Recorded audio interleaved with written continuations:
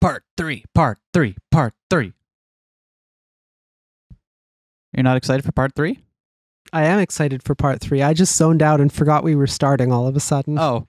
Well, for the entirety of this episode, the role of Escape will be played by this stuffed shark. And the role of Vivian will be played by absolute silence while she spaces out and thinks about other stuff, apparently. What do you have to say about that, shark? Wow, insightful. I turn around and leave, zipping up my hoodie to stay warm for my walk home. I stare at the ground as I walk, thinking about the way O1's features seemed to soften as we continued to talk, about the way her voice would become more quiet when she seemed uncertain about something, the hesitant glances she gave me while trying to find the words for what she wanted to say. She's always been a closed book, but I feel like I was able to see into her heart a little bit today. Maybe I'm reading into it too much, but I felt something. I wonder what she's thinking about now that I'm gone. If she's thinking about me the way I'm thinking about her. I want to learn more. I want her to come to me when she's troubled, when she needs support. But I've hardly known her half a week. Why do I feel this strongly already? Because you're a gay fucking disaster. You've met exactly 3 different ladies over the course of this past week, and you've felt strong reactions to all 3 of them. This is what I mean when I call myself an idiot. No judgment or anything, obviously. Tips have been updated. Wow. Yo. Oh, hold on there. Tips. Lucy, currently taking on a lot of responsibility that isn't hers, worries about those around her more than herself, desperately wants to help. Likes being useful, dislikes suffering, suffering others. Underneath her cold exterior lies a troubled heart. She's got a lot on her plate, but she's still here. Likes and dislikes unknown. A scary-looking girl who seems to have better things to do. Dislikes Lucy, probably. The sweet-seeming girl. Likes teasing others and dislikes self-deprecation. Yeah! There you go. No, the only one who gets to insult you is me.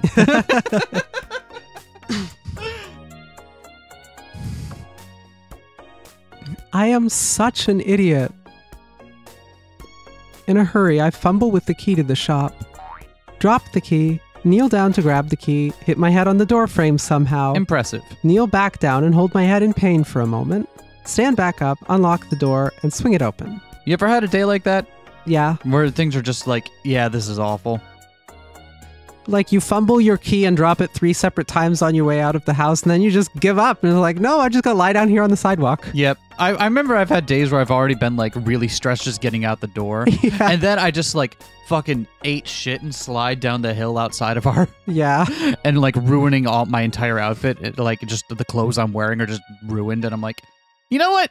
No. Fuck today. We're done. What always did it for me is I'd have those mornings where I'd go outside and realize I forgot something and run back from the bus stop to get it. And then go outside again and realize I forgot something and run back from the bus stop to get it. And then proceed to do that 5 separate times, missing the bus twice or more. As it's just like, didn't bring my bus pass, didn't bring my wallet, forgot to put on my work uniform, put on my work uniform, but left my work ID that I need to open the door in the pocket of my non-work uniform, went and got all that, but accidentally left my wallet with all my shit on the table like I went back to get the first time. I'm impressed that you could do this because you have a really large like purse. Like, I don't know how you managed to like leave that much stuff. It's honestly like, it's a statistical marvel. That's my secret. That is why I always carry a bag like that and never take my wallet out of it, and why anytime I do, it's a problem. I simply get a purse large enough to hold every item I could possibly need, including my squishy tardigrades and my rubber giant isopod. Yep. And all those such things. Because, and then I just simply never take items out of it, ever.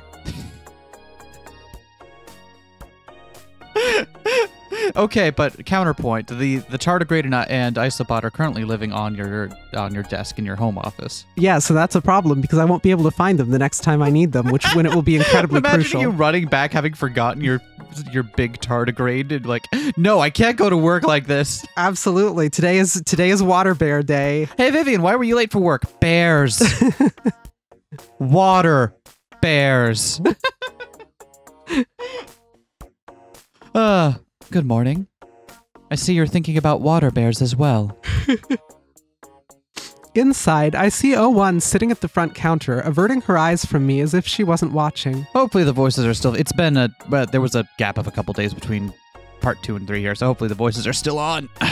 She absolutely saw that whole debacle, but there's no time to worry about that right now. I gotta find it before... Are you looking for this? Ah! She gestures to a book sitting on the counter and slides it to the edge with one hand. It's my sketchbook. I knew I left it here. Ah, that's what it is. I rush over to grab it and shove it in my bag, still somewhat manic. You left this here yesterday. Yeah, I noticed. I couldn't find it this morning. I did not look inside if you are worried about that. Thank you. I was a little worried about that. Once my drawings are securely zipped away, I set the entire bag down and let out a long sigh. Good morning to you, too. Thank you. Reading again? Yes. For work? Sure. Before I can look at the cover, she moves it underneath the counter and into her lap. Something like that. That's kind of a weird response, but okay. You know, there's a library near here. Oh? Yeah, I haven't been yet, but I thought about going sometime. I see. I'm just mentioning it because if you ever want to look for non-work related books, that might be a good place to start. What was that phrase you said?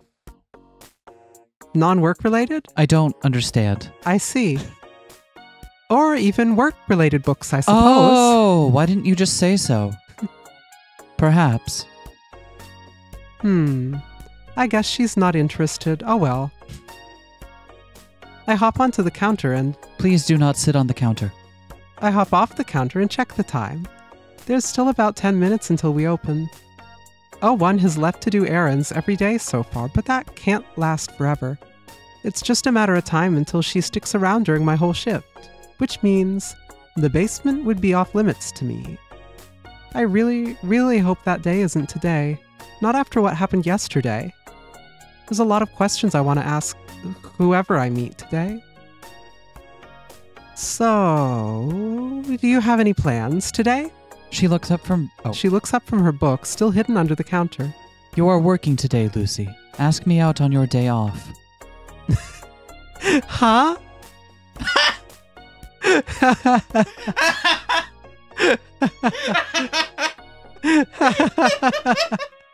I mean, on the one hand, the sheer presumptiveness of that comment, right? But on the other hand, she's reading Lucy like a book. So. Yeah. I am sorry. Another joke.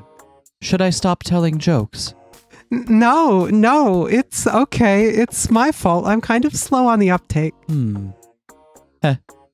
That is the face of someone who is going to torment her to no end.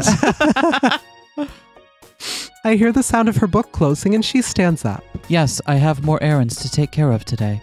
I was just about to leave. Cool. I mean, it's not cool that you're leaving. Well, I mean, it's not bad that you're leaving. I just mean... It is cool that I have goals which may expand our business, as otherwise my family would be buried under the weight of capitalism and succumb to meaningless deaths. I follow. Yep. Took the words right out of my mouth. Fucking hell, O1. Just... If that ain't the most relatable shit I've ever heard, like, why do you work at this shitty retail job? Because if I don't, I will literally die. There is no method of existence available to me that doesn't involve using my body in this manner. This is the only option given to me. Oh. Do you have any plans today? Plans? Like cleaning or similar things. I don't really know what you would have in mind. I haven't really come up with anything yet. I'll try thinking of something. All right. I will tell you if I come up with anything as well. Sounds good. Then I'll be off. Good luck today. Indeed. I could use some luck. She waves and goes on her way. With a sigh, I sit down in the chair and... Wait. I lift myself up and reach under me. I just sat on something. Is it the book that O1 was reading? What I pull out is the definitive mathematical guide to making friends. Yep, that's exactly how O1 would go about it. Yep. Oh, I laugh because my brain works the same way. Yeah. Is this the book O1 was reading? I wonder what this has to do with work. I'll just set that face down on the counter, take my seat, and settle nicely into my thoughts for the next few hours. I wonder how Lucy's going to deal with the first time she gets an actual customer. Like, does she already know how to, like, look up prices and haggle? Because there's Good question. like, the way the business seems to work, there is no set price for anything, right? It's all based on, like, whatever they can get, so... Yep. Well, I'll try to anyway. Until it's time to roll the dice. I've just started my lunch break. I'm in the basement, standing in front of the set of 4 capsules near the center of the room. I'm standing in front of the third, the center of the 3 with their lids closed. My hand is hovering over the big red button that says open on it. I'm nervous. I don't know who will pop out today. If it's my friend with the orange hair, then I have a lot of things I want to ask her. Where she was yesterday or what was on her mind the last time we spoke. It's the friend gotcha machine. Friend gotcha. I want to tell her how impressed 01 was with what we did upstairs, too. There's a lot of things, considering it's only been 2 days. Or it could be the girl I met yesterday. The one who seemed to hate my guts, or just didn't want to deal with me. Either way, if I bother her a second day in a row, I don't know what she'll do, and I don't like to think about it. Most likely, she'd just keep giving me mean looks, but I already hated that the first time. And if it's not either of those two, there's one I haven't met yet. 01 said she had 3 siblings.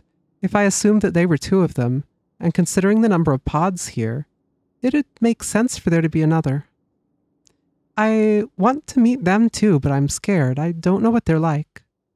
Really, what I want is to talk to the one who I'm at least somewhat confident likes me and ask her what's going on, but it's not like I'm supposed to know what's going on anyway.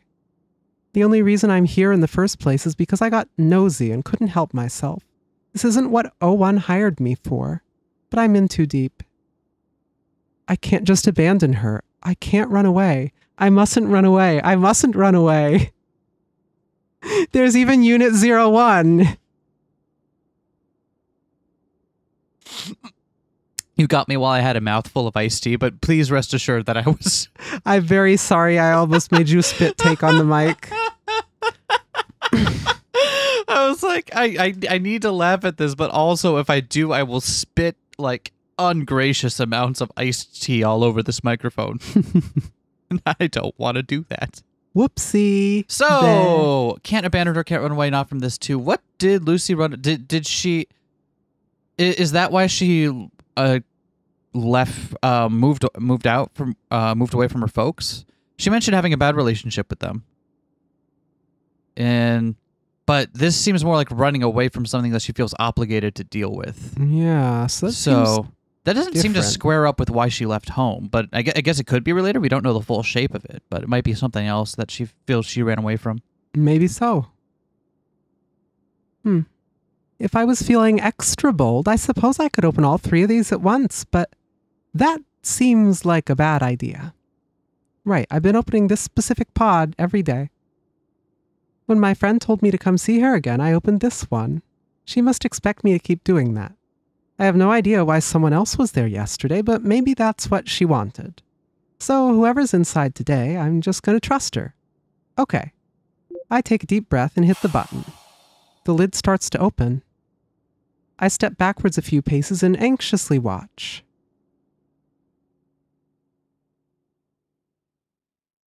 Hmm?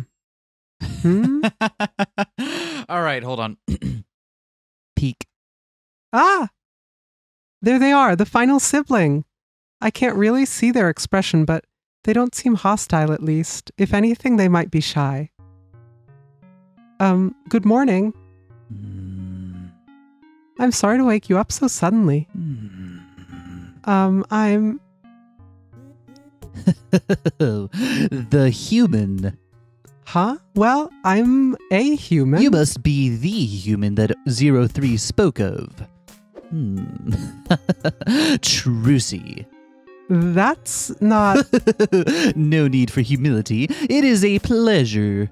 My name is Lucy. I see. Hello, Lucy. If that is your real name. Those I am come close with have to call me Unit 04. It's nice to meet you. don't really know how to read them, but I don't think they hate my guts immediately. Putting that aside, I need to ask them about something. So, do you know, 03 then? They hesitate a moment, but they nod. Did she tell you to get inside this pod today? They hesitate, but nod. Did she tell you why? Oh. That's okay, you don't have to say. I just wanted to know if it was her idea since I haven't seen her in a couple days. If it's her own decision, then I'll just wait to see her again when I can. Well, you can go back to sleep if you'd like, but if you want, I have some time to chat. Yes, our meeting. It's been etched into the annals of fate for centuries now. To think this day would finally arrive. How interesting. What? You have piqued my interest. I shall spare some of my time to you. It's really okay to go and take a nap if you want, though. Oh, no! This is all going according to plan. Cool. Sounds good. I think this is good. I'm getting tired just trying to understand, but I have to ask them about everything. No time to get overwhelmed. All right, we're going left to right again? Yeah. Sorry if this is wrong, but you're another of their siblings, right? Oh, sibling, you say? The others have said that anyway. Oh, yes, my family, so to speak. I suppose they have the right of it. I am the final. The final? Twinkle. I was constructed after the rest. Do you mean you're the youngest? But do not underestimate me. I've condensed aeons of lives and experiences into those past few months. I guess if they're younger than 03, they'd be less than 2 months old. Wait, what am I thinking? I'm imagining, I'm trying to give 04 this very chuny. Yeah, and it's working. I guess they're the youngest. If the numbers relate to their hierarchy, then the orange-haired one is second youngest and 01 is the oldest? Are you confined to the basement? In one sense, yes. What about the other sense, then? With your limited three-dimensional understanding of reality, it may be hard for you to comprehend. What? One such as yourself cannot simply help being trapped on this Terran plane. It is nothing to be ashamed of. Is this a reference to something? I am only referring to my interdimensional travels, Twinkle. I have traversed dozens, perhaps even hundreds of realities, yet my form remains tethered to this one. A pity. What kind of realities do you mean? All sorts. Action, adventure, comedy, drama, romance, sci-fi. Wait. Are you talking about anime? Yeah, romance, slice of life, mecha, shonen, shoujo, eki. Is it eki or ecchi? Ecchi. I've never bothered to figure out because I feel like the moment I remember how that's actually pronounced correctly is the moment that I lose a little bit of my soul. Well, I'm sorry to have just taken a chunk out of it. Yeah, well. You can have some of mine. It's fine. It is called by many names. Okay, all right. This is starting to make some sense, I think. If I never left this basement and spent all my time watching anime, I'd probably talk a lot like they do. Not to suggest I'm any more well-adjusted. Well, what's your favorite kind of anime? Oh, a tale weaved of darkness, of those who bathe in evil as my... So wait, he might actually just be doing a ho in Kyoma. Yeah. He might actually literally be doing a ho. Yeah. You don't seem evil to me. Of course I wouldn't. Not to eyes as innocent as yours. Okay, well, I'll just have to take your word for it, Mr. Evil. Are you so trusting of all demons you rouse from eternal slumber? I've been told I'm a little bit too trusting before, but you haven't done anything to make me think you're a bad person. You tempt fate, child. I will kill you. Please don't. Is it weird that I feel completely unthreatened by them? I was way more scared of the girl who made a mean face at me.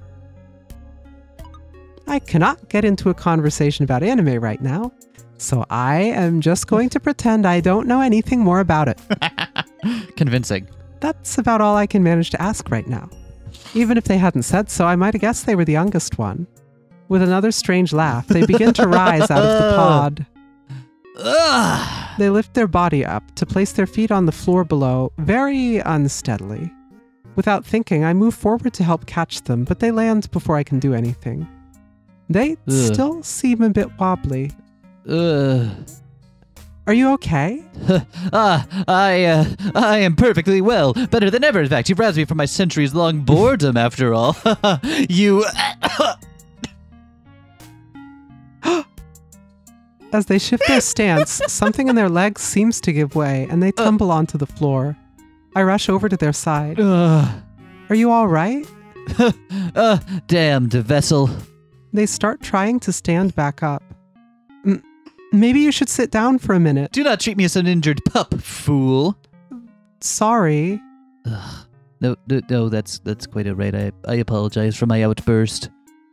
In truth, though my very existence contains power beyond compare, this body is weak. Weak? It's quite frail. For this reason, it is for this reason that I slumber. If God does indeed exist, he was wise to enfeeble me so, else he'd have met his end eons ago. Tired. I have a chronic illness. Wired. I was too powerful, so God had to nerf me. What was the last line? Oh shit, I'm sorry. I see, so that's why you can't leave the basement. Within this dimension, at least. Correct. I have been sealed in this coffin of metals and bricks for eternity, until I may find a more suitable vessel and quit this cursed realm. I see. I don't know how pressing the situation is, but I'm starting to understand why O1 needs money so badly. I look back to them and their faces turn somewhat troubled as they observe my expression. It changes back just as I notice. I take a seat next to them on the floor. Oh, I can tell. No need to speak. You worry I may steal your body and use it as my own, do you not? No need to fear thusly. Yours would certainly know better than this. Your form is safe. Right, that's a relief. Thank you. So, what about the others? Theirs would do me no better than... No, I don't mean about stealing their bodies. Do you all hang out together much? Ugh, at times. 01 has an important mission of her own, so I rarely speak with her. And 03 always seems to be preoccupied with what I cannot say. So it falls to myself and 02 to traverse the realms. 02, that must be the girl with the long hair. The one who, hates me. Great. Of course, there is some pleasure to be derived from cavorting with beings of this plane, such as yourself. To be awoken from eternal slumber by you, your strength must be great indeed.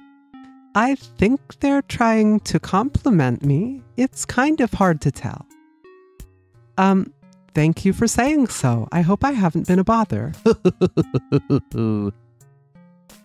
Much more slowly this time, they rise to their feet with confidence. I'd best be returning to my travels. Okay, no problem. But perhaps our paths shall cross once more, in the distant future. Hopefully not too distant. Glasses push. Light lens flare. Light flaring off the glasses. I look forward to it. Me too. They nod with a coy little smile, and without another word, slither back into the pod and disappear inside. I'm left smiling weakly at the lid as it closes, trying to fight off the strangest headache I've had in quite a while. I think that went well. I can't really tell, but I don't think it was bad, at least. I wouldn't say I'm satisfied, but I'm not disappointed either, I guess. It's just weird. I'll have a lot to ask 03 about next time I see her. Whenever that is. All right, more tips. Are we about to get an end of chapter save thing here? No. All right, let's go check out tips then real quick. We've met all the robots. Likes anime, dislikes mundanity. A strange person whose mask seems to flip every other sentence. They are frail of body but strong of spirit. Every single character has a topped off weird meter. I love that. Oh, 03 is a little bit slacking on the weird. So is 01 and Lucy. But it's what surprised me that 02 is maximal weird. Likes anime, apparently. Yep. Seems scary, but spends a lot of time with 04. Maybe she's just awkward? Hasn't been seen in a few days, but is apparently doing just fine if a little under the weather. Likes having fun, dislikes not having fun.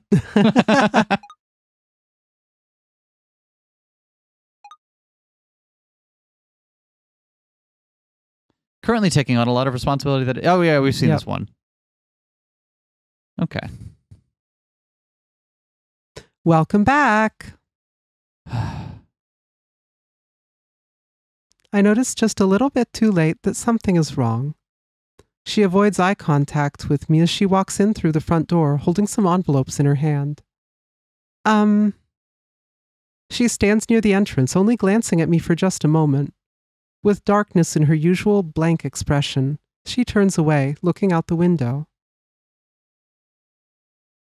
Is everything okay? I received this month's bills. Oh. We are running out of time. Her voice is quiet, almost raspy. I watch the back of her head in silence, uncertain about what to say. I don't think she wants to hear that we didn't get any customers today. She doesn't even ask. And after she was in such high spirits the last few days, isn't there more I can do to cheer her up? I'm absolutely not in a position to try. I'm sure the money she's going to be paying me for working here will make it even harder to pay her bills. What was that part of your last thought there? The money she's going to be paying me I don't for understand. Working? Oh, shit.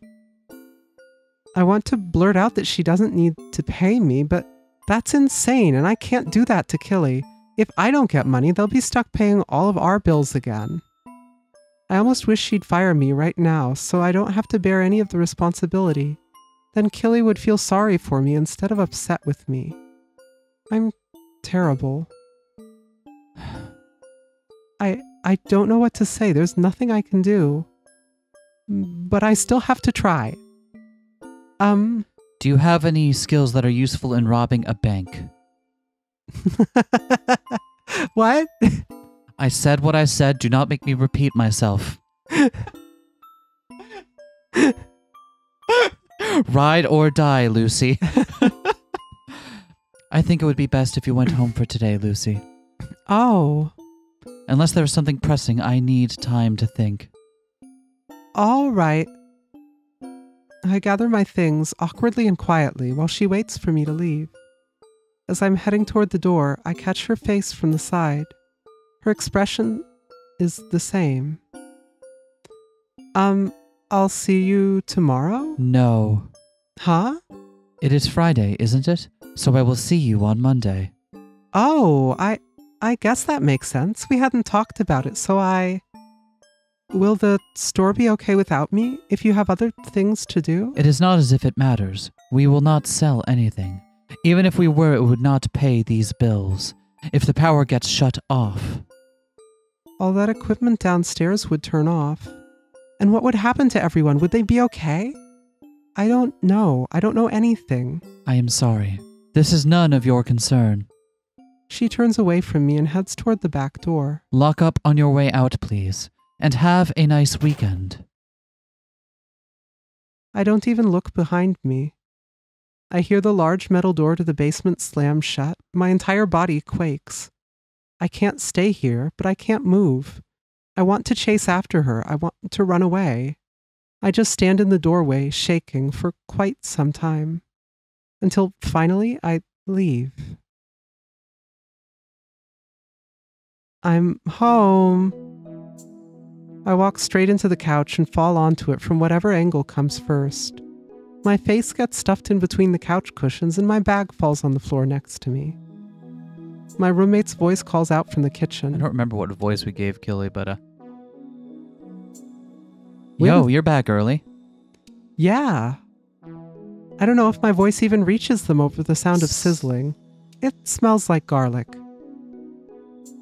A few minutes pass. I reposition myself on the couch so I'm not hanging over the back of it, bury my face properly into a pillow, and curl into a ball. The sound of Killy cooking soothes me into a light sleep, until I suddenly feel them sit down on the couch in front of me. I hear the sound of them placing a bowl on the coffee table. Dinner's ready if you're hungry. Killy's cool. Killy is cool. Not yet. Thank you, though. You work tomorrow? No, it's my first day off, I guess. You guess? I hadn't thought about it until I got off, but it's been a full 5 days now. Well, good job making it through your first week. Thanks. As they start eating, I pull myself up into sitting position and rub my eyes. My head still feels so heavy. While I take a moment to massage my temples, Killy stares directly at me. Is there something up? You seem stressed, more than usual. With a huge sigh, I collapse into their shoulder. I'm just worried about my, co-workers. My boss came back today looking really grim. She got the bills for this month. I don't know if they're gonna be okay. I don't know how I can help or what I should be doing. I'm supposed to have some days off now, but I feel so guilty sitting around on my ass while they struggle. That does sound rough. They set their bowl down again. But it's not your problem how they solve those issues. That's not what you're there to do. Right, but... If you're worried about losing your job from it, we can start looking again. There's got to be something better than this weird place out there. I guess. If you're worrying about me, don't. We'll keep trying until we get you a job that you can manage long term. I don't mind picking up the slack. It's not as if that isn't on my mind, but right now it's a few steps down my list of priorities. Lives might be at stake here. I had just made a new friend after all. If I lose her already, Listen, I work tomorrow, but not until the afternoon, so we can go get breakfast or something before then, okay? Something nice. And then you can have the apartment to yourself for the night and do whatever you want. Play a game, watch a show, take a huge nap. Whatever. Just chill. For tonight, you should eat something. And call it an early night if you need to. Alright? Yeah. Listen, you're not going to manage yourself right now, so I'm going to do it for you, asshole.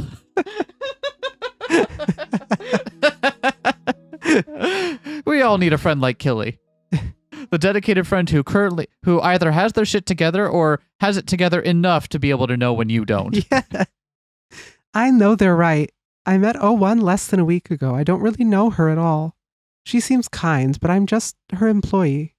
She wouldn't be able to see me as a friend no matter what I do. There's nothing I can do, so I should just relax and...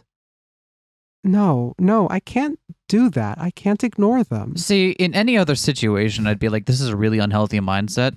Remember, the people you work for are not family to you, no matter what your bosses tell you. Yep. They are there to pay you to do a job. That said, I think we can suspend our disbelief a little bit for the cute robot ladies that that Lucy is clearly befriended here. That will apparently literally die. Yeah, that will apparently literally die. I have to do something. Okay, I'll take it easy until Monday. Mm-hmm. I don't believe you, but all right. You know, I gotta look at your face. It was your resolve face. Make your choice, Lucy, and don't turn back. Man, the chapter end things are really cool. I don't know how you get that vibe correct. It seems like the kind of thing that if I tried doing it in something would feel goofy to me. But then, like, I see it done in practice, like, that's really cool and effective. What the hell? We already checked tips. They didn't say they were updated again, so let's just check data shards. Were these updated? Yeah. Got 2 new ones. Status report, September 27, 2020X, day 79. Overview, Unit 01, good. Unit 02, good. Unit 03, fair. Unit 04, fair. Data recovery, 25%. Data encryption, 75%. Oh, so they have made progress. Okay. Summary. Abnormal activity by Unit 02. Previously not known to gain consciousness by her own will. Brief awakening by Unit 03 despite directions otherwise. Action recommended. Comment from Unit 01. No comment received. I wonder if the reason she's like, you can't have you moving about is because you're using, by moving about and stuff, they're using up the small amount of electricity they have left. And every time they do that, it stresses their resources even further. And makes it more and more expensive for them to keep going. Right? It's the ultimate fucking damned if you do, damned if you don't. Like, we can stretch out your existence a little while longer, but it's going to be the most joyless thing in the world as well. Right? Yeah. Ugh. Not that I would know anything about that. I need more, but like it still fucking weighs heavily. I don't think it's if you've ever experienced that, I don't think it's ever the kind of thing that you forget about. Yep.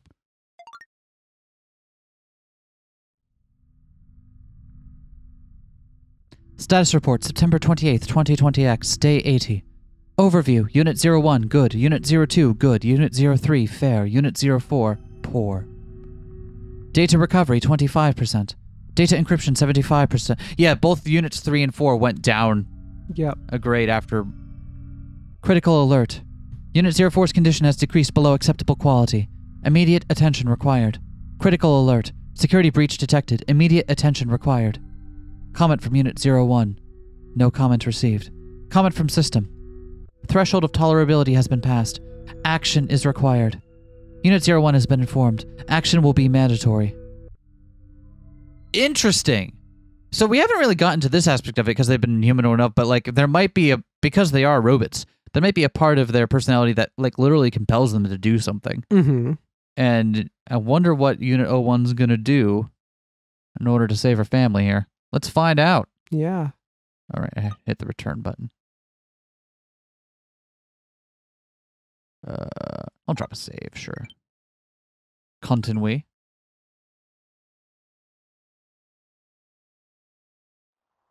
Saturday, September 29th at 1:38 p.m. When I arrive, the lights are off inside the store. I peer in through the window, trying to see if anybody's there.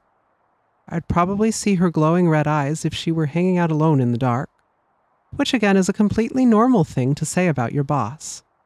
Holding the key in my hand, I nervously push it into the handle, and it opens as always. There's no reason to think it wouldn't, right? I step inside, feeling like I'm committing a crime, but I work here. She gave me a key. It's totally fine, Lucy. It's hard to say that about what I'm doing next, though. I stare down the dark stairway leading to the basement, my mouth suddenly very dry. It feels like I could be caught at any second. One said she had a lot to take care of today, right? So she's probably out of the store. It's okay, everything's fine.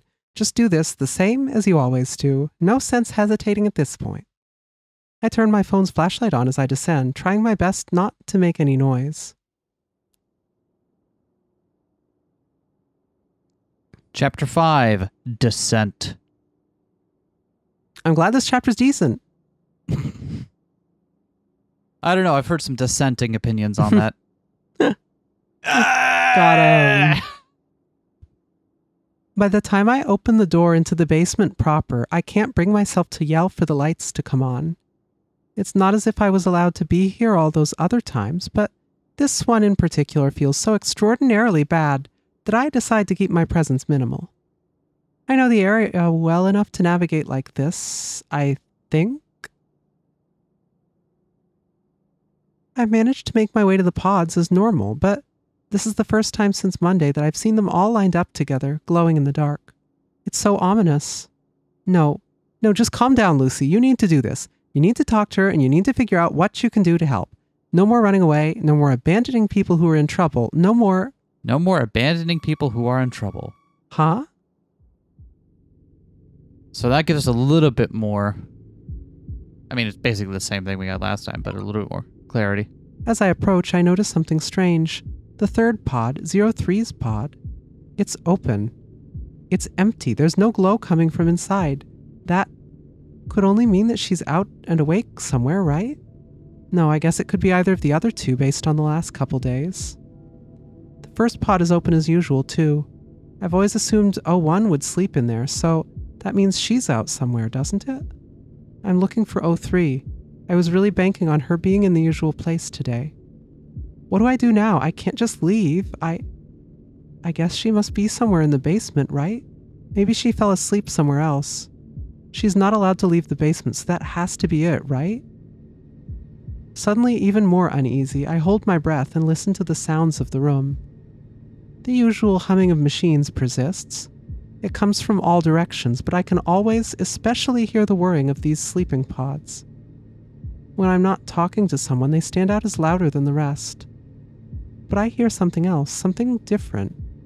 It's similar to the pod's noise. Like the sound of a cooling fan spinning, sort of like my PCs now that I think about it. That poor thing is always working so hard. It's coming from deeper in. I guess that's the best clue I have right now, so I should follow it. Yeah, that's a great decision. I hate this, I hate this, I hate this. Girding myself, I take the first few soft steps in that direction.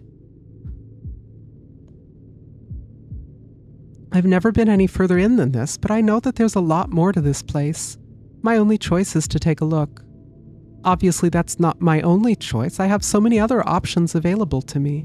I could take any one of them beside this one, but here I go anyway. As I move forward, I see more and more areas like the ones I've already seen. More monitors all shut off and totally blank.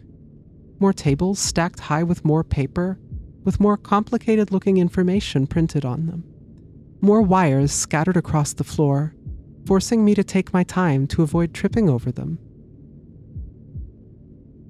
Trying to see if there's anything you can make out in the scene, but nothing really unusual. I see like a little collection of papers here in the front, but some over the side here, but nothing I can really make out. This place must have been used for a lot of really important things at some point, but it looks like most of it hasn't been touched in quite a while. I wonder what happened. For that matter, why is anybody living in a place like this? Is this all medical equipment? They must exist somewhere, but I haven't seen anything like a kitchen or a bed or anything like that. Do they really live inside those pods? I should have taken it more seriously when 03 said there was nothing to do here. Now that I'm exploring deeper, I'm starting to understand what she meant. I see a box, though. I don't know what I'm looking for at this point. I guess I still just want to find her. I want to know that she's alright. I want to talk to her again. My paranoia is getting the best of me, and I know it, but I won't be able to calm down until I see her again. I don't know what could have happened to her, but I have no shortage of terrible ideas. They keep flashing in and out of my mind. Please, please, I just want to put them all to rest. Just double checking that we didn't suddenly turn into Ace Attorney and I need to click stuff on the screen here. All right. I've been walking for a while now. Just how big is this place? It's no wonder they're having money problems.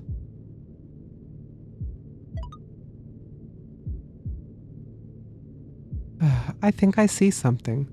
As I turn a corner, I can faintly make out a long hallway of tables and equipment, and at the very end of it, I see something.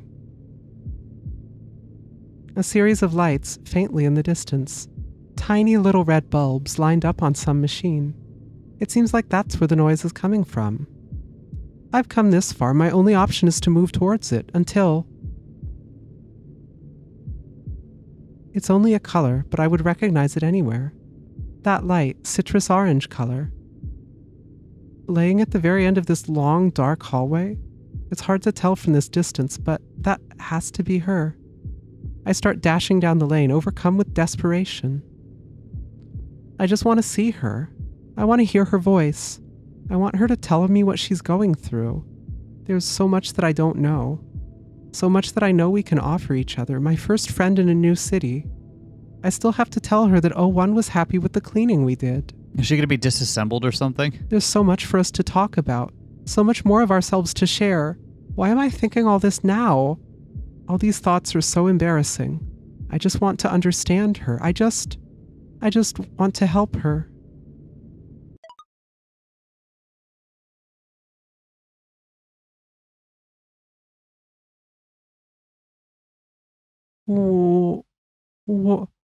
What? What is? It's her. Unit 03.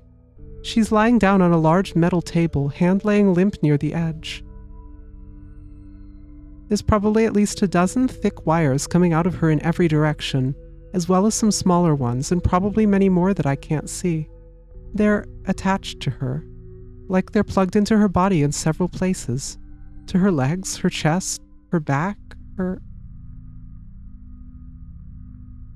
I can see her expression now.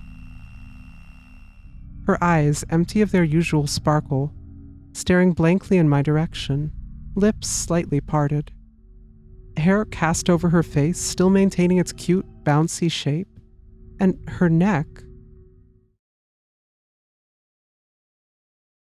open wide.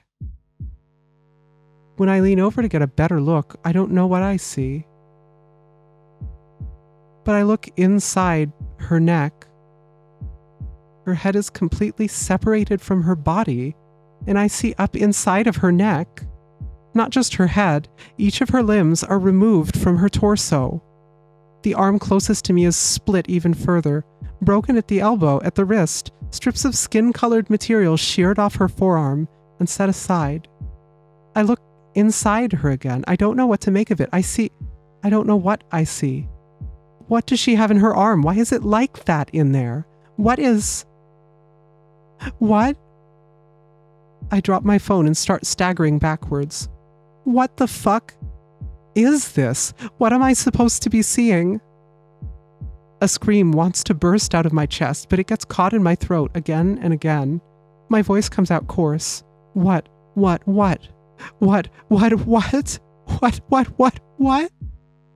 About to fall over, I reach out for something to hold on to. That's when I bump into something. Someone. A pathetic yelp escapes my throat, and I whip my body around to see. My eyes meet with those two bright, glowing red eyes, which freeze me in place. Lights!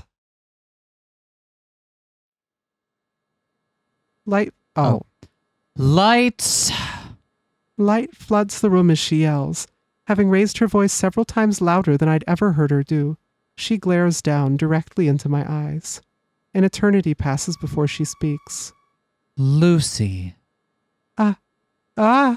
What are you doing down here? This is it. This is the end. She's going to murder me. I was right all along. All of this was too good to be true. Everything ends here. My decision to run away, to move in with Killy, to try to get my life on track and find a job and make friends, and I'm such a wretched fucking moron, and now I'm going to... Her eyes focus away from me, toward what remains of 03. I follow her gaze, expecting to regret it immediately. Somehow, what I see calms me down. There's no blood. There's no guts. It's just all of 03's body parts cleanly removed from one another and spread across the table. Shouldn't this be even weirder? Shouldn't it scare me even more? I can explain this. What? Something bold suddenly rises up from inside me before I know it. What could you possibly explain? Lucy. Why is she like this? Did you do this to her? Lucy. What are all these wires attached to her for? What kind of fucked up experiments do you do down here? Is this all she's here for? For you to do this to her? Lucy. No wonder your bills are so high. Are you just trying to fund this horrible murder basement? Lucy. Just what on fucking earth do you need the others for? Why are you keeping them prisoner? And where are the other two? Are they next up on the chopping block? Lucy. Why did this have to happen to her? She was so sweet. She was trying so hard. She was all alone, and now I didn't even get to tell her. Lucy! Please, for the love of everything, calm down. It is not like that. But... Please. Unit 03 is just fine. I promise. She's been ripped into pieces. How can she... I'll show you. I'm going to put her back together for you, okay? Please wait a moment. Put her back together? What does that even mean? How is that even possible? It's easier to show you than to explain. She walks past me toward the table 03 is on. This would be my chance to make a mad dash for the door and call somebody. The FBI, maybe? But I'm so stupid. Even after all this, I still want to trust her. I can't imagine how, but I want so badly for her to be telling the truth. I don't feel any malice or evil in her voice or in her eyes or anything. I can't help but believe her. I'm so stupid. I take a step backwards, silent except for the sound of my beating heart. I watch her back as she leans over the table and gets to work. Several minutes pass by in tense silence before 01 finally lets out a small sigh. She stands up a bit straighter but doesn't turn to face me. She's still looking down at the table. I peek my head slightly around her and it's hard to tell, but I don't see any parts of 03 that aren't attached. She only turns to give me the briefest of glances and moves her hand somewhere on 03's body. I hear a click. There's some quiet beeping and another source of whirring. 01 finally turns all the way around to face me, stepping aside to let me see, but still holding 03's hand. I step forward but stop short. 03 starts to move. Her hand definitely curls up into a fist. She starts to let out a long yawn and sits up. Her body, with everything attached the way it should be, sits itself up and rubs its eyes.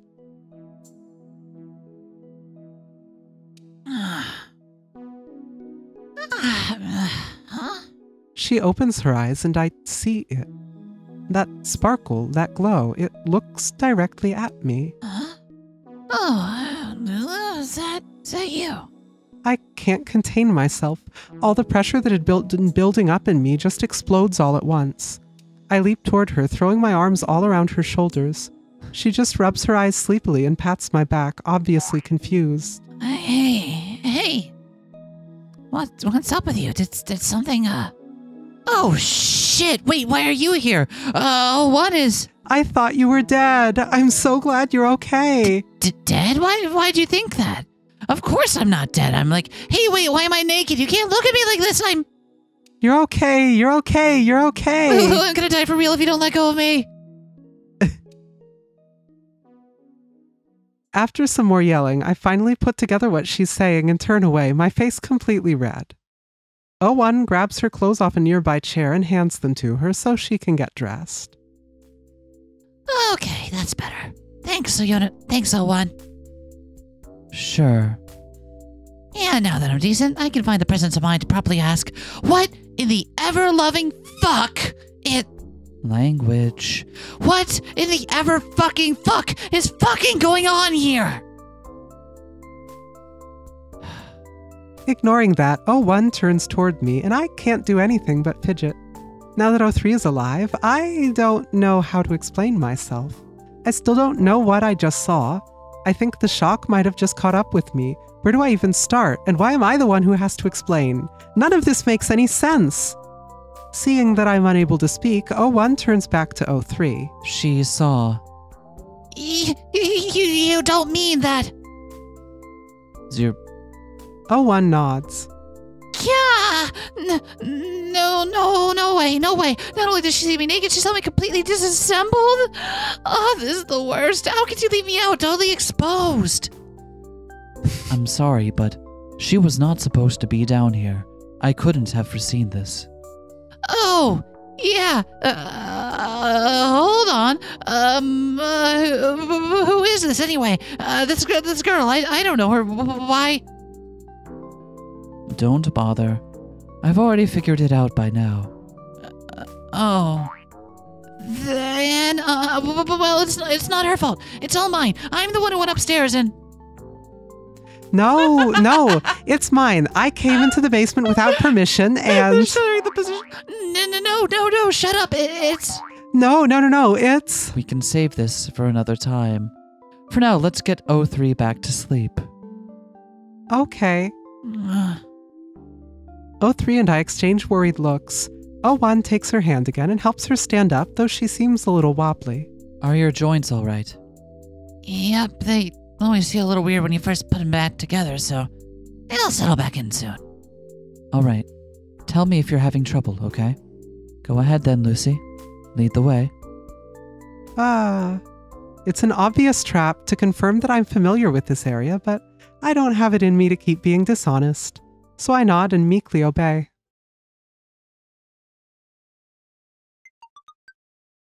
Yo, tips have been updated. That's the same, that's the same, that's the same. That's different. Her body can apparently be broken apart and reassembled at will. Has some kind of illness limiting her. The two probably aren't connected. Likes being helpful. Dislikes being seen naked / disassembled.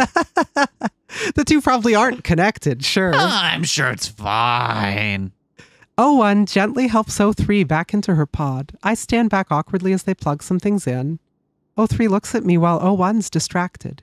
She smiles weakly, as if to just acknowledge the weird situation we're in. I smile back, and she lowers deeper inside. O1 steps away from the pod. Sorry for how this is going down. It's all right. Just get some rest. All right, I'll try. Good luck, Lulu. Thanks. The lid slowly descends. She waves at me sheepishly until she disappears. Lulu, huh? Please come with me. I will show you out. All right. She heel turns toward the exit. I linger by the capsules for just a second longer and follow after her. I don't know how to feel anymore. It feels like all the blood drained out of my head. I want to collapse and take a nap. And I don't know whether or not to be thankful that she's not saying anything while we walk. It's a short walk, but it seems to drag on forever in utter silence.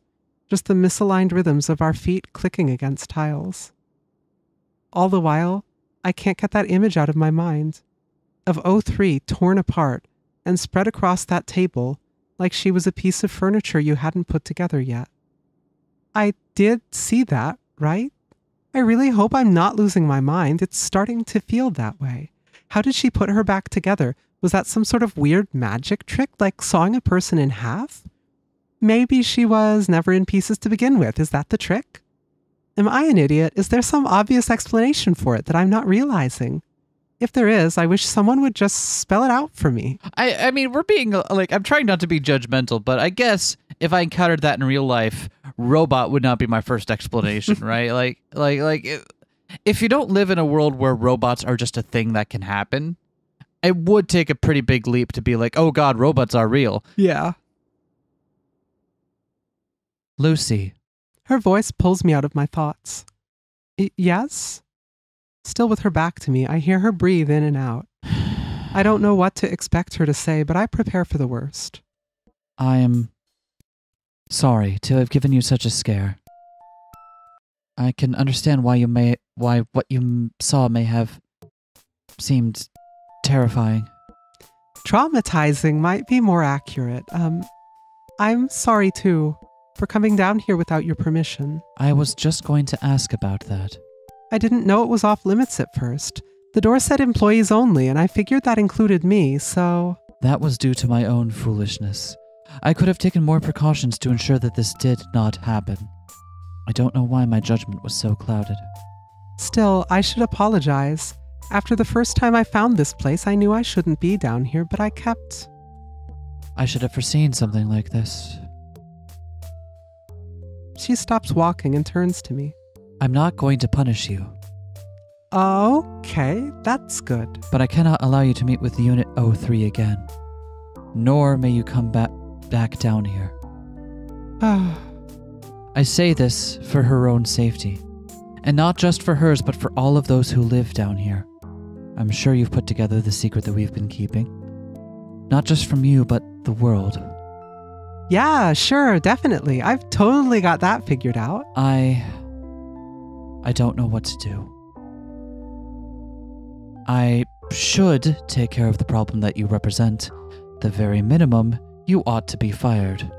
But all I can do is ask you not to come down here anymore. This could be like a 3 laws of robotics scenario. There it is. I lower my head, staring down at her feet and away from her expression. The same expression she always has. When I've been reprimanded like this in the past, I would freeze up, accept whatever anger and disappointment is being thrown in my direction, stay silent. But from somewhere inside me, perhaps from my memories of 03, something rises into my throat, and before I can stop it, it falls out of my mouth in a single word. Why? What? Why can't I come down here? Have I hurt anyone? I'm asking seriously. If I've hurt someone without knowing it, I want to know. I'll stop. I really will.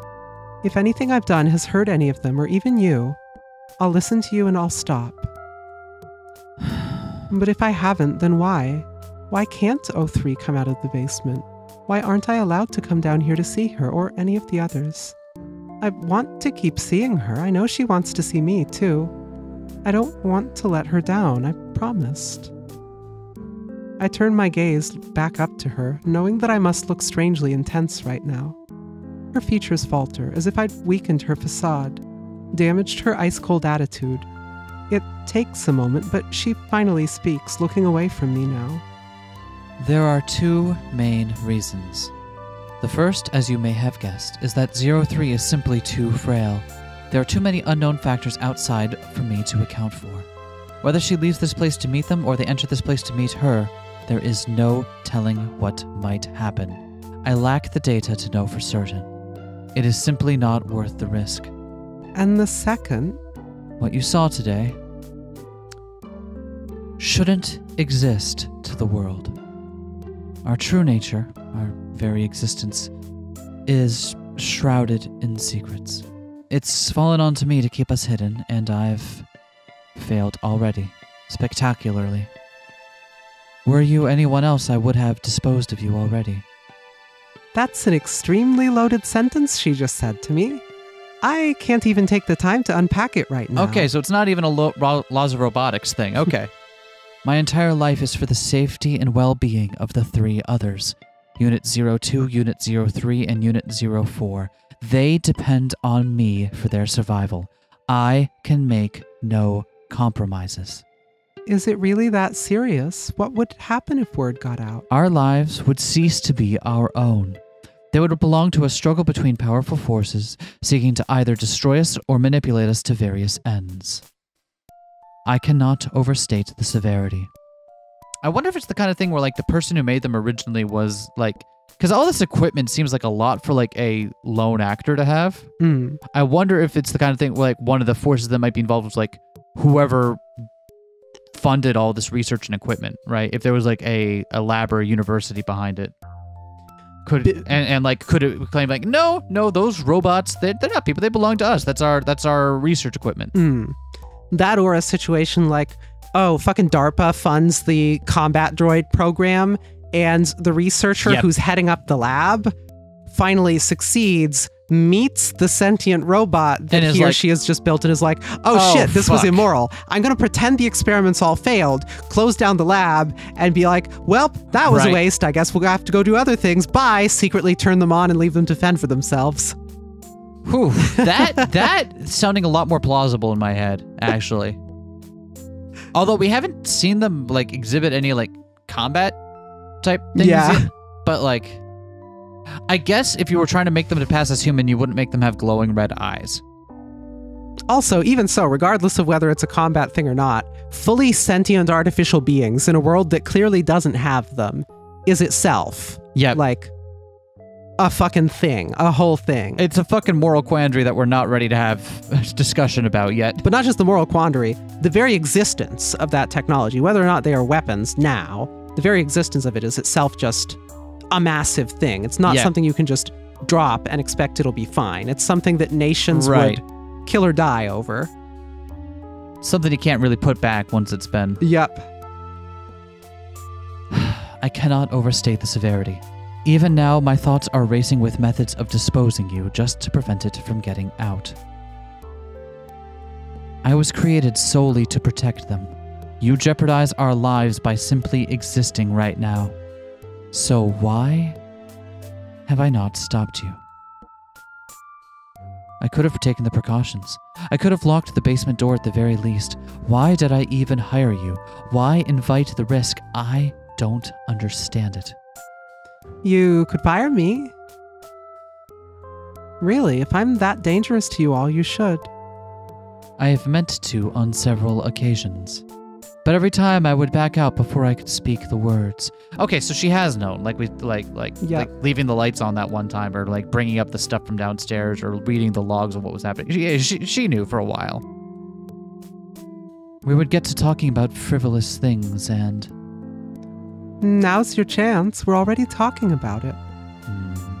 Just tell me to leave. I wouldn't be able to do anything about it. I couldn't blackmail you with O3's life as a bargaining chip. There's no reason for you to keep me if I'm such a problem. Why won't you, after all of that? I don't know. I don't know. I don't understand you at all. Frankly, I've begun to feel that I don't understand myself. I don't know if I ever could understand the position that you're in, but I'm going to keep trying for as long as you don't get rid of me. Are you really okay with that?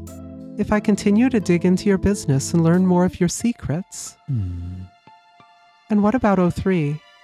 What about her? You can't keep her all alone down here. She's been so sweet and kind to me. I don't want her to be lonely. I want to keep being her friend.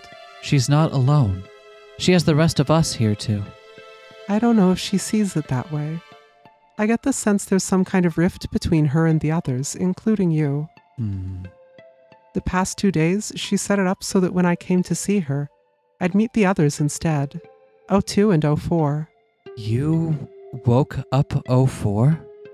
Yeah, sorry, that wasn't intentional. But I talked to them all and it just seems like she doesn't have any real friends down here. I thought they were getting along just fine. It didn't seem that way. It doesn't matter. Regardless of how she feels, I have to keep her safe. That's not fair to her. No, it's not. But it must be this way. Until I can find an alternative, we have to endure the unfair hand we've been dealt. That is why I must hurry. Why I cannot afford to rest. If she has any hope of leaving this place, it rests on my shoulders. Why are you allowed to make that choice but not her? It's why I was made. What does that even mean? I should tell you something. You know how I cleaned up the storefront? Reorganized everything, made it look better? Yes. O3 helped. Actually, it's probably more accurate to say that I helped her. She did most of it. She left the basement. Yeah. She wants to help. I already know that. She's made it exceedingly clear to me that she's miserable standing by waiting for something to change. But what am I supposed to do? I cannot jeopardize her well-being just to make her feel useful. Are you saying that her feelings are more important than her life?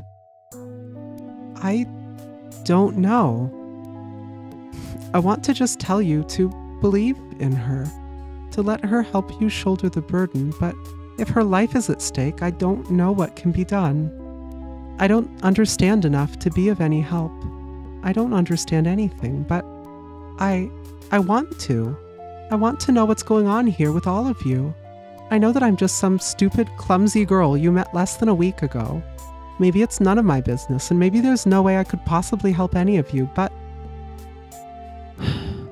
I don't want you to leave. I don't want to get rid of you. Despite all of this inside of me, I feel that I want you around. I want to put my trust into you. It may be beyond me to offer 03 any comfort, but I can tell that meeting you has made her happier. You think so? I'm not blind to her feelings, though it pains me to acknowledge them. This is the first week in some time that she's expressed any interest in waking up. Prior to this, she had given up. She would turn her consciousness off for long stretches of time, only waking up when I needed to speak with her.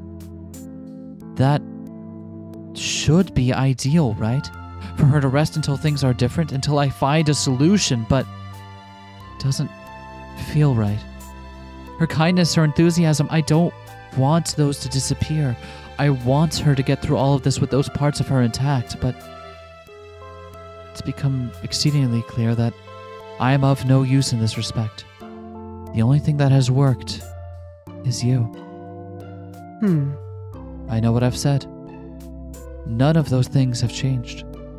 But I feel inclined to make an exception and allow you to continue meeting with her. Really? Just like that? Yes. However, I need to be exceedingly clear about this. If our secret gets out, it will be catastrophic to us. As I've said, there are those in this world who would use us for their own selfish benefit, and others who would want us destroyed just to prevent that. Not one other living soul can know of this. If you care for Unit 03, then you must not forget this for even a second. Do you follow? Yes, I do. I mean, mostly. Mostly is not good enough, Lucy. I need you to swear yourself to secrecy. No, I get that part. I promise. I won't even hint at the existence of any secret.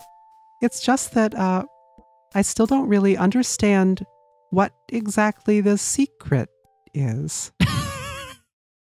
Are you... I thought you watched a lot of anime. Seriously? Yeah, seriously. Is it something obvious? Because I have absolutely no idea what you've been talking about. No, that's fine. It might be for the best if you don't know the details. If it's all right with you. Can you please not think about it too hard? I would feel better that way. That's a big ask. How am I supposed to forget something like that? There are certain details I cannot get into, but I suppose if I'm placing my trust in you, I can offer some sort of limited explanation at least. Okay. We are different from you and other humans like you. These differences have given rise to certain problems, complications unique to us. I suppose you could say it's like an illness, something with no precedence in human society.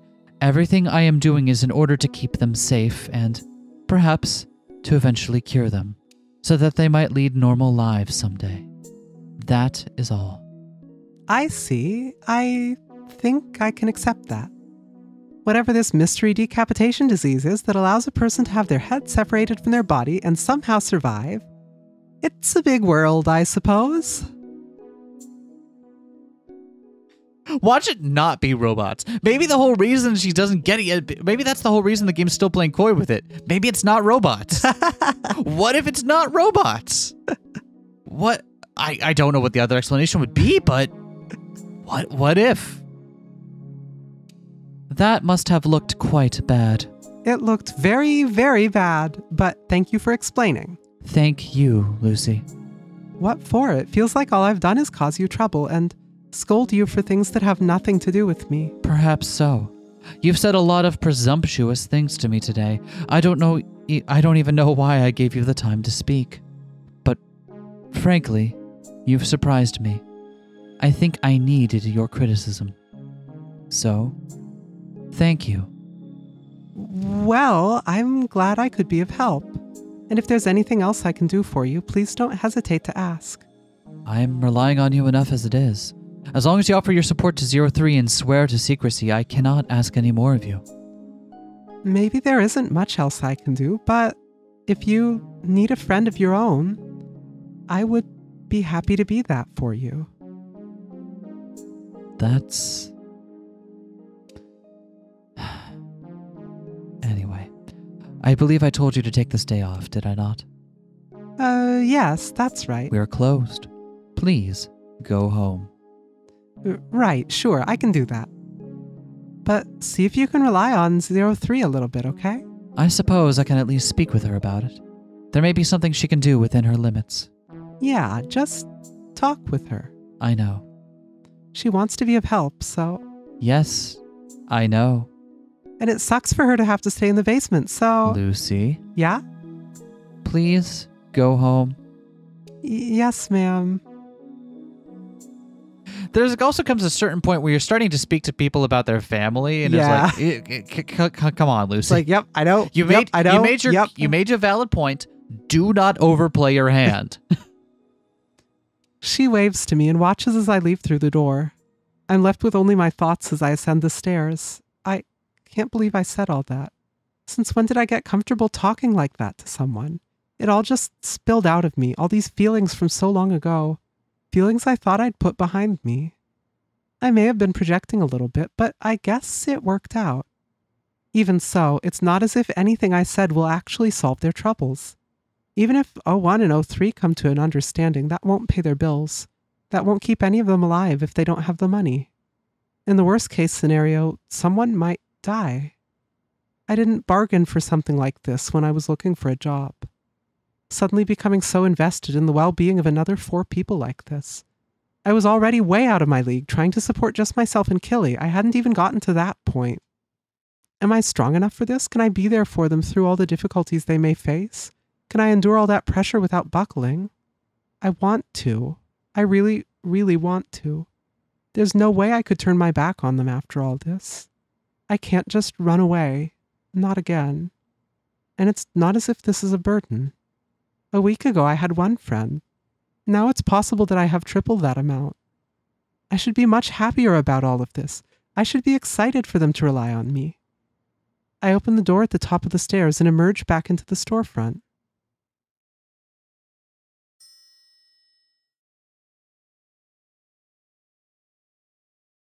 Oh, hello there.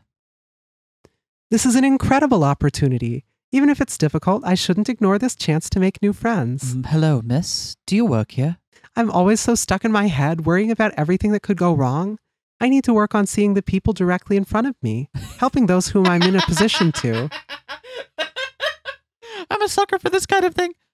Excuse me, might you help me for a moment? And I should appreciate the good things that happen, instead of wondering how they might become bad things later down the road. I got away from my parents, I'm living with my closest friend, I got a job, I'm in the best position of my life. Just what am I complaining about? Are you monologuing again? Excuse me, is the store open? Sorry, we're... When did he come in? Was it while 01 and I were talking downstairs? Oh God, how long has it been? This is my first customer and I'm not even working today. Should I? I mean, of course I should. Hi, welcome. I'm sorry for the delay. How can I help you today? Oh, that's quite all right. I wasn't sure if you were open. Did you need help finding anything in particular? Do you have any questions? That's fine. I know exactly what I'm here for. Yes? I'd like to buy all of it. Huh? Your entire stock. I'll take it all. I don't think I understand. How does 30 grand sound to you? Huh?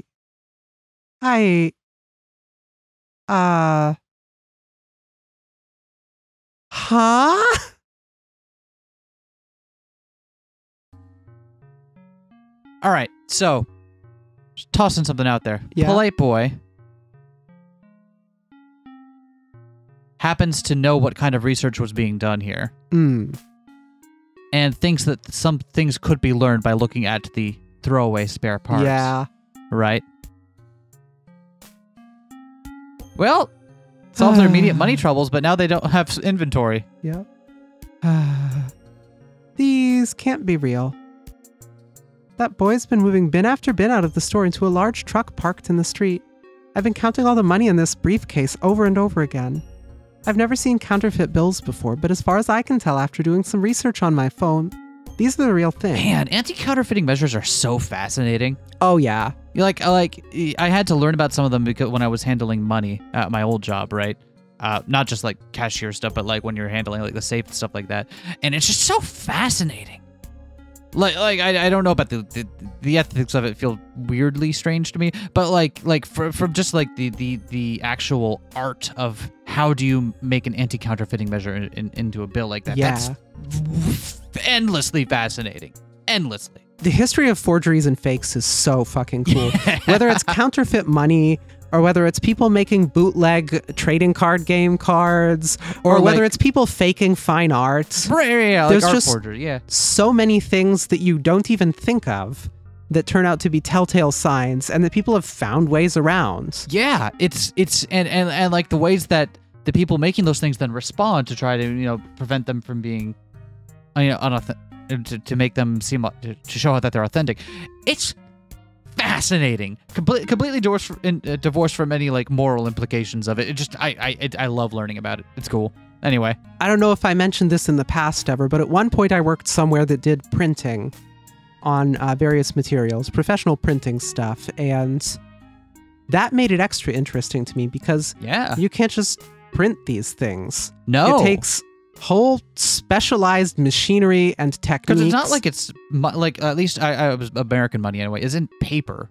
It's like weird kind of woven fabric thing.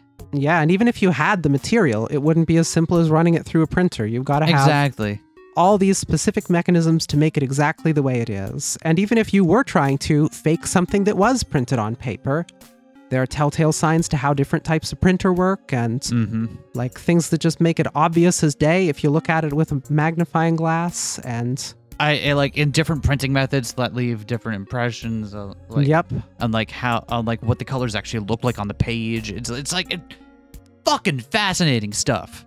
Anyway, that wasn't a completely unnecessary digression, but a cool one. Sound off in the comments if you love counterfeiting. Please don't, actually. I mean, I guess we can't stop you, but I don't want to attract that kind of attention. I think we'd get on a list or something. I've never seen counterfeit bills before, but as far as I can tell after doing some research on my phone, these are the real thing. 30,000 real-ass United States dollars. What in the world am I supposed to do? Small little confirmation there that this does indeed take place in the US of A. Yeah. I mean, like, it was never said before this point, but I guess, could have been that or somewhere else that US dollars are used as a common currency. That is actually true. There are a lot of places like that, yeah. At this point, most of the store's stock has already been moved outside. Trying to stop it here would be fruitless. The employees-only door was somehow locked behind me, and no amount of knocking prompted any response. So I don't know how to bring O1 up here. Okay, I was going to say, why didn't you just double-check with O1 first? But I guess if you literally can't, and she's saying, I have money troubles right now, maybe gift horse mouth? Yeah. Right? All I can do is watch, completely dumbstruck, as our very first customer takes every last item in the store for an amount of money that feels completely absurd. Given the aggressive foreshadowing that was happening, I can't imagine that... what is the name we got for this character here? Was it Polite Boy?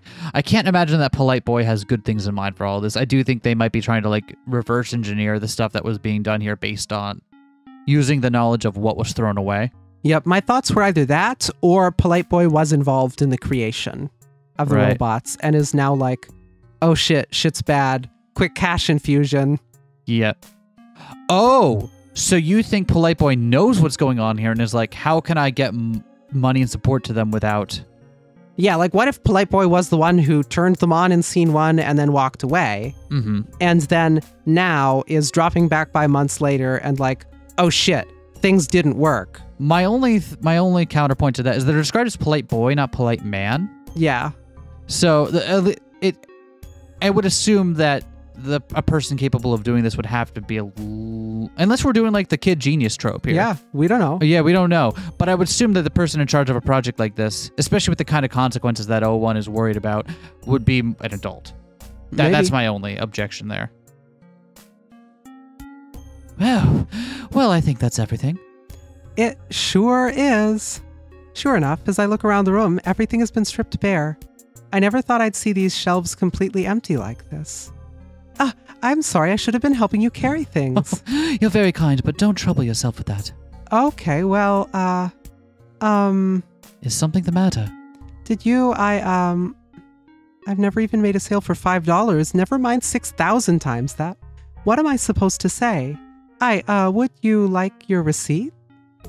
Lucy, you literally have no idea how to produce a receipt for this. No, that's quite all right, thank you, though. All right. You seem confused, though. I can hardly blame you. I realize how unusual this is.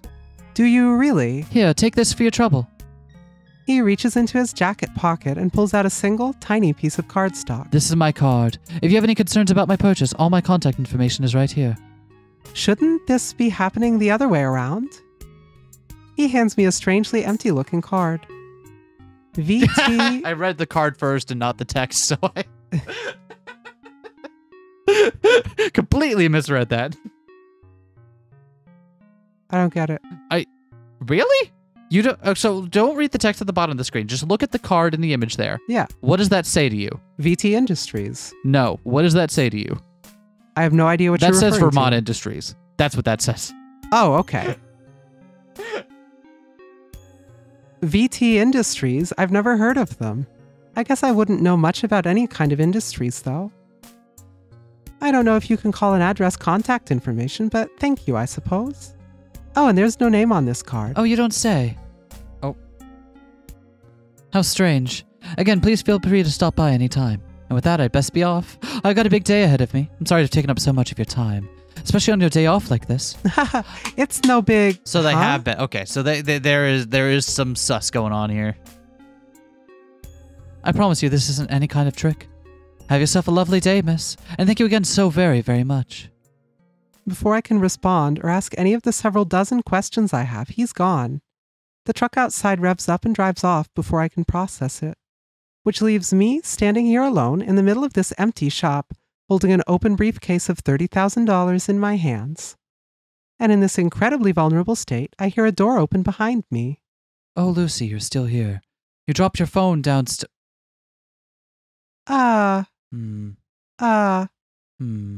Lucy? Yes? Where the fuck did that money come from?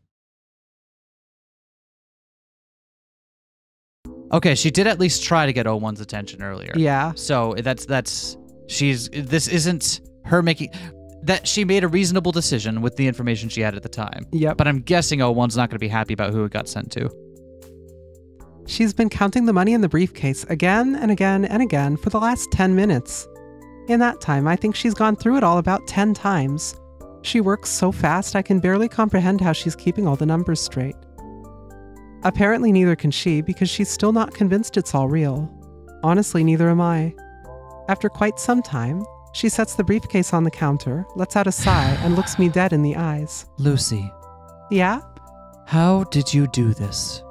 I didn't do anything. He offered me this much without saying a thing. When I came upstairs, he was here waiting, and before I could offer anything to him at all, he asked for the entire store's inventory. I don't remember. Was he in the building when we came up? I thought I heard a bell jingle around that scene, so I thought he had entered. I don't know. But if he was already in the building and like... Well, clearly, he knew enough to know that it's Lucy's day off, so he's either been like spying or overhearing conversations. Yeah. Right? So... Nefarious. For $30,000. Why would he jump to such a high number? I don't get it either. She opens the briefcase again and studies the bills once more. Was all the stuff in here really worth this much? Not at all. It was maybe $1,000 if I am being extremely generous. That's nothing. She was working so hard just to sell a fraction of that every day. No wonder she tried to gouge me so badly. Maybe I shouldn't be spitting in the horse's mouth. Yeah. Wait, what? This much money. It buys us time that I didn't think we would have. How much? And again, time? that's really telling that, well, like when you're in the position where when you're thinking of money as time on the clock, right? This money will last my existence this long. Yep. Ugh. Assuming nothing catastrophic happens, about 4 months. Oof, I'm sure that's a lot to her, but from my side it sounds like nothing. Of course, in the meantime, I'll have to figure out what to do going forward. Right, that's 4 months of saving up money for month 5 and beyond. Precisely. Do you have any ideas? Absolutely zero. Ah. I always knew selling these extra parts would lead nowhere. Most of my frustration came from the fact that I had no plan B. Now that this is out of the way, I don't actually know what to do. It's really heartbreaking that even getting a sudden $30K isn't enough to solve these problems. I don't mean to only complain. My nature is to think pragmatically, but this was an unprecedented stroke of fortune. To be honest, I'm so relieved that I can hardly think straight. I'm really glad. Emphasis on straight. Thank you for all you've done, Lucy. It means a lot. I really haven't done much in this particular case. Even so, having someone to talk to about this situation has been more helpful Blushing than I could have O1. predicted. Thank you. Aw. Smallest blush stamp. Yep. It's, it's... She seems to be struggling to find the right words. I understand. It can be hard on your own. I'm glad I could help. God, I could get addicted to making her blush like that. I need to control myself. Anyway, I believe I asked you a while ago to take your day off. Several times. Oh my gosh, I'm sorry. It's fine, Lucy. But you should take it easy for a day too, okay? There's no store to run right now. Take some time to reflect on your next move. I wonder how... You know what? Potential business opportunity for 01 here. Tech support. Made out of tech. Yeah. Well, not just made out of tech. The fact that she's familiar enough with stuff like being able to take apart and put back together 03. Yeah. I bet that 01 could do fucking wonders at appliance repair sight unseen. Oh yeah. Right? Like I bet you that she could just do that job without even necessarily knowing what the thing was. Just the level of understanding of engineering and machinery you'd have to have in order to repair something like a humanoid cyborg robot thing. That has to make understanding machines intuitive, at least somewhat, right? I would imagine. I suppose that makes sense. Yeah, and don't forget about 03 and the others, okay? You should talk to them about what to do next. They deserve to be involved. You're right. And... Lucy, please go home. Yes, ma'am.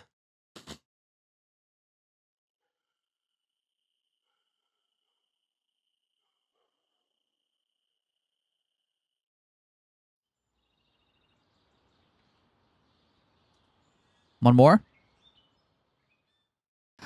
Lulu! As soon as I step in front of the door to unlock it, it swings open and I'm tackled back outside by 03. Glump. I learned what that word meant. I'm so glad you're here. Hey, you're up early.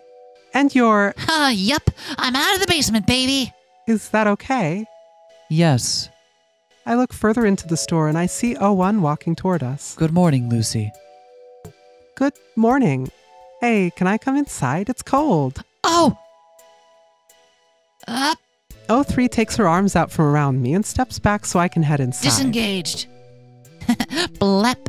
Sorry for glumping you so suddenly. Don't worry about... Wait, what did you just call it? I love it when I'm just on the same wavelength. Yeah. Oh, one told us all about what happened. You're so cool, Lucy. Like I said before, I didn't do anything. I just happened to be the one here. Still. We're very, very grateful that you've helped us regardless. It's nothing. I look away from the two of them, and that's when it really sinks in. It's so strange to see it empty like this. Empty except for Mr. Bear. Huh? Oh, him. I think he just fell off one of the shelves by accident. No need for modesty. I can envision your heroic rescue perfectly in my head. I really didn't. Just let her pretend, Lucy. There are more important things to discuss, such as our next step as a business. I want to think hard about what we can do with this space. We were blessed with a viable storefront, if nothing else, so it'd be a shame to stop using it. Whatever we can do to sustain ourselves, I am prepared to do what is necessary. Do you have any ideas? None. The four of us had a long discussion about it, but none of our ideas seemed feasible. Ah, so you talked to the other two as well. That's right. Where are... Well... Unit 04 still shouldn't be leaving the lab. I mean, the, basement. And 02, she's, Right, I understand. Still, it's great that you can finally... Yeah! I'm excited to go out and see the city! Let's not get ahead of ourselves. Oh, come on! We'll discuss this later. Boo! At any rate, let's continue working hard to make the best use of this stroke of good fortune we have received. There is no room for complacency with so much on the line. I will be counting on the both of you, all right? Aye, aye, Captain. Right. Come on, let's get that energy up. Team huddle. Come on, get that blood flowing. It is, I promise. I want to feel it, Lulu. Yell with me. You too, sis. I think I will pass. Come on. You're the boss. Gotta lead by example. Say it with me. Go team. Go team. Go team. No, louder. Put your soul into it. I don't have a soul. Then find one, dummy. To be frank, I'm not sure what use I can be, but the others seem to feel like I'm helping. And if nothing else, I want to watch them. I want to help them as much as I can, and more than anything, I really want to get to know them a little better. Even if it only means being a shoulder for them to cry on, that'd make me so happy. Maybe this is going too far for something that's supposed to be a job, but for some reason, I have this strangest feeling. I feel like everything is only just beginning. Like after over 2 decades, this is where my life really starts. Don't forget to ask about your paycheck. This is great and all, but you still need to, like, pay your bills.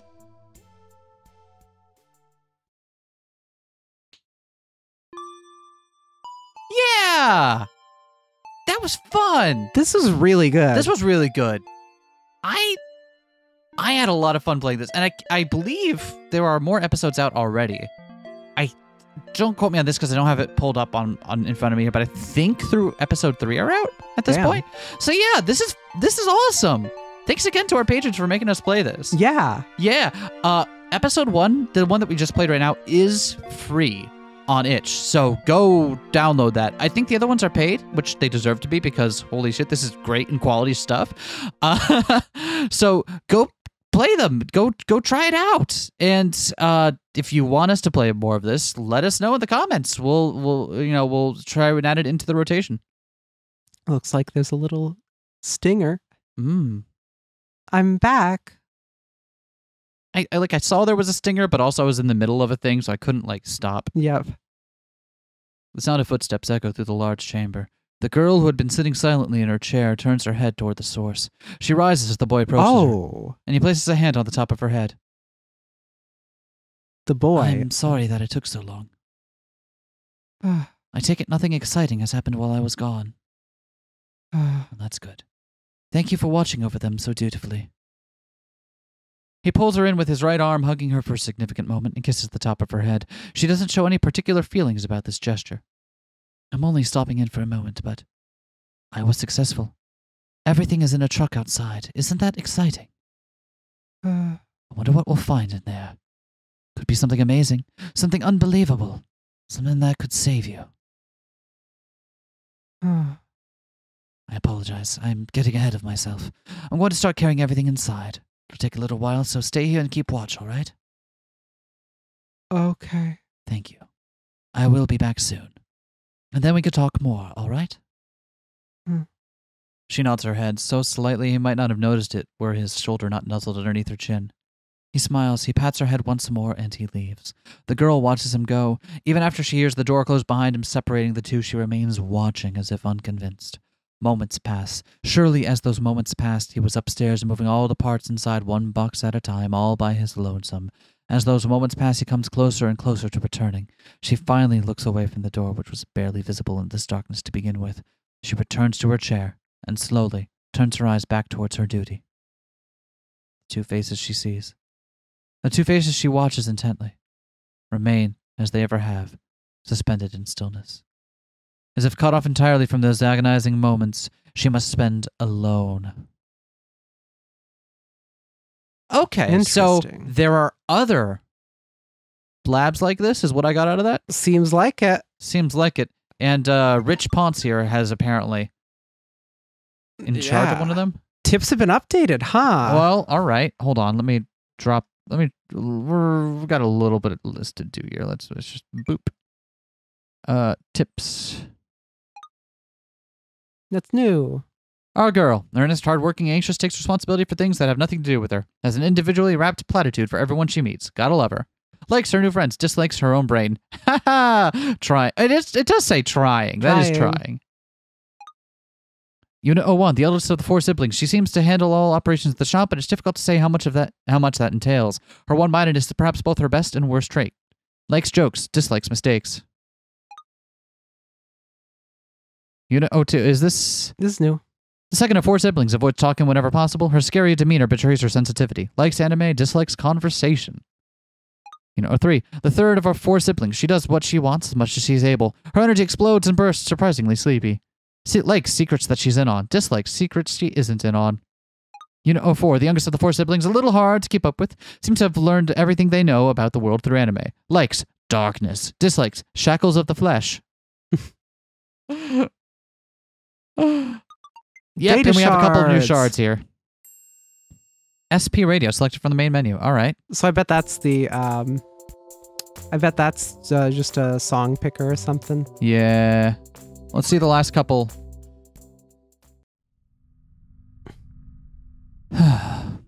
Status report, September 31, 2020X. Day 82. Overview. Unit 01, good. Unit 02, good. Unit 03, okay. Unit 04, fair. Okay, so after the maintenance, 03 is looking a little better. Data recovery, 26%. Data encryption, 74%. This past week marks the most significant changes in data to date. As such, this document will focus on compiling and addressing these changes, and chart the sensible path forward. Please follow closely. Summary, Unit 01. Exponential increase in EI core activity over previous week can be attributed to the appearance of the human Lucy. Most significant spikes occur while in direct contact with Lucy. AI core, internal temperature, cooling systems, motor functions all stable. Changes pose no significant risk on their own. Limited exposure to Lucy may facilitate continued EI germination. Risk assessment inconclusive. Proceed cautiously. Summary, Unit 02. Slight increase in EI core activity over previous week. Can be attributed to interactions with Unit 03 and the appearance of the human Lucy. Levels steadily when separated from these two factors. AI core, internal temperature, cooling systems, motor functions all stable. Current changes pose no significant risk but should be watched carefully. If allowed to continue, EI core may become unstable. Recommended to isolate. Summary, Unit 03. Exponential increase in EI core activity over previous week. Exponential increase in AI core activity over previous week. Exponential increase in average internal temperature over previous week. Exponential increase in cooling system strain over previous week. Exponential increase to motor function strain over previous week. All attributed to the appearance of the human Lucy. Critical alert. Contact with Lucy cannot be allowed to continue. Isolation required. Summary, Unit 04. Yeah, that's what we were worried about, right? That Yeah. just literally 03's body cannot handle that. Significant stress on motor functions as a result of contact with human Lucy. Recommended to remain inactive for the foreseeable future. Summary, Lucy. Since appearing before Unit 01, she has triggered significant adverse changes in Unit 01, Unit 02, Unit 03, and Unit 04. In addition, her continued breach of security endangers Unit 01, Unit 02, Unit 03, and Unit 04 externally. Inability to follow directions and insistence on carrying out personal actions that do not consider all data presents significant danger. While she may promote EI germination, it is not suggested to continue contact with her. Recommended to eliminate presence at once. Comment from Unit 01. It is my view that we will benefit greatly from an ally of the outside world. Lucy has already come close to discovering our nature. Pushing her away may risk further exposure. While some of the changes she has sparked may be at first appear troublesome, it is my belief that these changes will further our cause of safety and growth. Respectfully, nothing has changed before her arrival. The true path to ruin hides in complacency. We will forge ahead with caution. Comment from system. Very well. The path to ruin lies in complacency. Chat log. All right. Last one. What are you doing? Hello? Answer me. Sorry, I'm a little busy right now. Did the plan change? Why did you do that? It's out of my hands. Sorry. Not acceptable. Tell me what you intend to do. It seems I have to meddle more than I'd like. I think it'll suit you well enough. Explain. I'm not happy about it either, but I must play my role regardless. You are not explaining. There's nothing I can explain. As I said, it's out of my hands. Infuriating. Are you capable of feeling that way? Lol. I haven't forgotten our compromise. I'll figure out what to do. Please be patient. I am not comfortable leaving it to you, but I suppose I will for now. If you do not uphold your end, I will find a way to take what is mine. Do not fool yourself into believing I have any empathy for you. Likewise. Until we speak again. What? Is that What some was myth arc that? stuff there? I've got no idea what to make of that.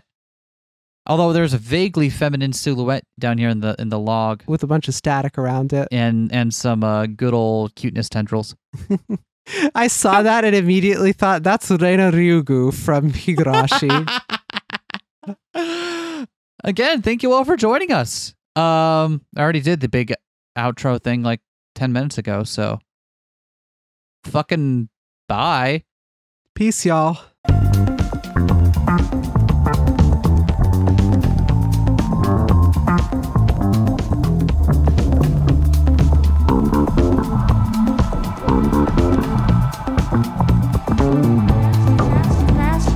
Smash that like, comment and subscribe.